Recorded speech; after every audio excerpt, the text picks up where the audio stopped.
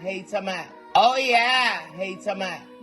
Good morning, football fans. My name is Patrick Seals, and welcome to the Week 3 edition of the SEC Run Back Show. That's right, man. It is Sunday morning, and it's time to talk about some SEC football. Now, I ain't gonna lie, we got to go ahead and jump right into the nitty-gritty of what just happened yesterday because Georgia, that's right, we had a very, very close scare yesterday. Let's go ahead and get into it. So the Georgia Bulldogs played our SEC rivals 13-12. We won, of course, in Kroger Field, Lexington, Kentucky, against those Kentucky Wildcats. And those Wildcats were very, very tough, man. They didn't score a touchdown. Yes, that is right. We are 3 weeks into the season, and Georgia Bulldogs have yet to give up a touchdown. That's right, against Clemson, against some team that I can't remember right now, and, of course, Kentucky. That's right, man. We did it. We ain't let Brock Van Gilder do anything to us that was going to put us in the graveyard yesterday, man. The Georgia Bulldogs defense had a game plan. They executed. Not all the way perfectly, but they did what needed to be done. I'm going to be honest, Trevor Etienne missing those first 2 games definitely was a problem yesterday. It was sloppy handoff. It was just a lot of sloppy play last night. And of course, the defense had trouble wrapping up their running backs. They kept giving up big yards to the running backs. They couldn't tackle them, put them on the ground. I didn't like it, man. But yes, their defense still bit, but didn't break. They gave up 4 field goals, but no touchdowns, man. Carson Beck, he had one of the worst games he had of the season so far. He had 15 completions for 24 attempts. He only had 160 yards passing, no touchdowns, no interceptions. Trevor Etienne, 19 carries, 79 yards, 4.2 yards a carry. I don't like it, man. I don't like it at all. And the highest receiver that we had was Dominique Levitt. He had 6 receptions for 89 yards. Trevor Etienne just needs to get back acclimated to the game with the speed of whatever's going on here in Georgia because he just looked out of sync yesterday. He still had 4.2 yards a carry. It's a lot to hold your hat on to.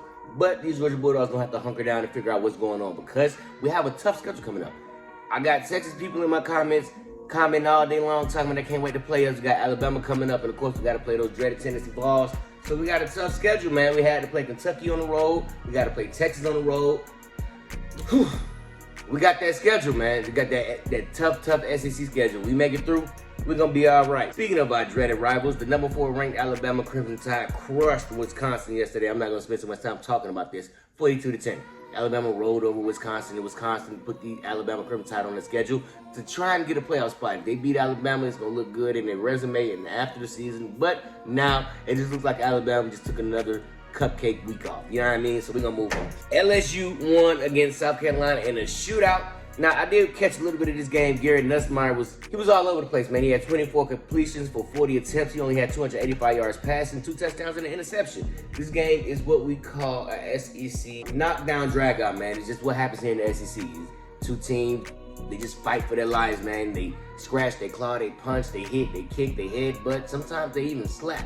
But it's a tremendous thing to watch, and it's very, very entertaining, man. So, we're going to go ahead and move on because my alma mater, the Georgia State Panthers, that's right, GSU, in the city, the school that I graduated from, beat another SEC opponent. That's right, they beat their second SEC opponent in my lifespan. They beat the Vanderbilt Commanders, I believe, whatever they are. That's 2 Tennessee SEC teams, man. First it was the Tennessee Vols, now it's the Vanderbilt, whatever they are. Georgia State, man, y'all keep on knocking out these wins. Let's see what happened. We had Ted Hurst for 7 receptions, 128 yards, and 2 touchdowns. Ted Hurst out there balling with the ball in his hands. And the quarterback had 26 completions for 41 attempts. He had 269 yards passing, 3 touchdowns, and 1 interception, man. Christian Balabalax balling, bro. That's what we love to see from a Georgia State team, bro. Georgia team just balling. I don't know what Tech did, but I know the Georgia State Panthers, they put their foot in the SEC opponent. Just don't come to Georgia with that nonsense. That's all I got to say, man. Georgia Panthers, I love what y'all doing, man. Keep up the good work. Now, Florida continues to be humbled in oh so many ways, man. They continue to be embarrassed and put on display for all the nation to see on what a pathetic institution they are now because they lost again to Texas A&M 33-20. Le'Veon Moss had 18 carries for 110 yards altogether. Rushing, he was averaging 6.1 yards a carry. Florida had 3 turnovers, man. Graham Mertz had 1 interception. They took Graham Mertz out and they put in the backup DJ Longway, and he threw 2 interceptions, bro. Texas A&M had a total of 488 yards, total team yards. They just ran right over Florida, man. The Florida Gators, I don't know what happened, man. They lost against Miami. They bounced back against Stanford, but this week, back to normal, man. And everybody's expecting them to only have 2 wins this season, and it's going to be a rough season for the Gators. It's hard to say that Bill Napier won't be fired in the middle of the season because he got booed off the field last week. Now, it's the second loss that you've had on your home field in the past 3 weeks since the season has started.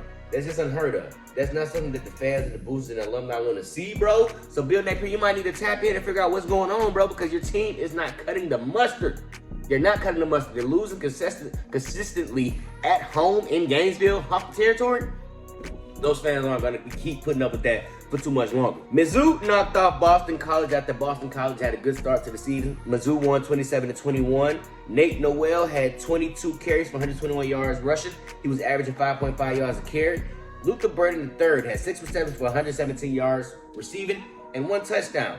BC quarterback threw 2 interceptions, man. You can't be out here throwing interceptions and expect to win the game. I'm a big proponent of winning the turnover battle. The turnover battle is definitely a big proponent of what you can do to win the game. If you out here turning the ball over 5 times, don't expect to win the ball game. If you out there taking the ball away 5 times, you have a better chance of winning the ball game. And as always, got to talk about the Texas Longhorns every week. Got to talk about these guys until Georgia plays them. Quentin Edwards went out with an injury yesterday. I'm not going to put up no highlights about what happened. Archie Manning stepped in and balled out. He had 5 touchdowns against UTSA. I mean, this is the only team. This is another scrimmage game for Texas, but, you know, it's still good to see that Archie Manning stepping into his place, and he might just take over. You might not see Quentin Edwards ever again. Who knows? I'm not a Texas fan. I don't care. I just can't wait for Georgia to play Texas so we can quiet all these Longhorn fans down. You know what I'm talking about? I just want them to shut up. So, let me know what y'all think about the week, man. I thought it was an exciting week. Georgia played a very, very close game against Kentucky, but that's what to be expected against the SEC opponent. This is why an SEC schedule is the most valiant schedule in all of college football. You go undefeated in the SEC, you're a real top team. I've been Patrick Seals. Y'all like, subscribe, share, comment. Let me know what y'all think about the game this week. I'm going to see y'all when I see y'all, man. Peace.